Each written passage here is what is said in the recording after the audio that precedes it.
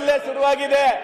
ನಿಮ್ಮನ್ನ ಸರಿ ಮಾಡ್ಕೊಳ್ಳಿ. ಈಗ ಅಧ್ಯಕ್ಷರು ಚೇಂಜ್ ಮಾಡುತ್ತೀರಿ ಅಂತ ಹೇಳಿ ಇದನ್ ಬಿಟ್ಟು ಎಲ್ಲ ಮಾತಾಡ್ತವ್ರೆ ಸಭಾಧ್ಯಕ್ಷರ. ತಪ್ಪೇನೈತೆ ಅದರಲ್ಲಿ? ನಾವು ಈಗ ಕರೆಕ್ಟ್ ಆಗಿ ಕೆಲಸ ಮಾಡ್ತವ್ರೆ. ಸಭಾಧ್ಯಕ್ಷರೇ ಅಧಿಕಾರಿ ಯಾವ ರೀತಿ ಇರ್ತದೆ? ಅಧಿಕಾರಿ ಇರ್ಲಾರ್ದ್ರೆ ಇಂತ ನೂರು ಗುಂಪಾಗಿದ್ದೆ.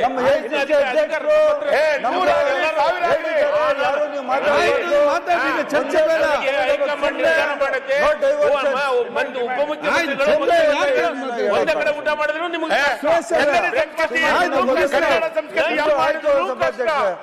ನಿಮಗೆ ಎಷ್ಟು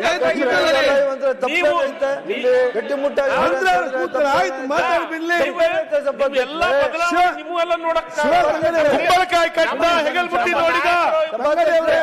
ನೀವೇನಾರ ಮಾಡಕ್ ಸಾಧ್ಯತೆ ಇದೆ? ನಾನು ನಮ್ಮ ಮುಖ್ಯಮಂತ್ರಿಗಳಿಗೆ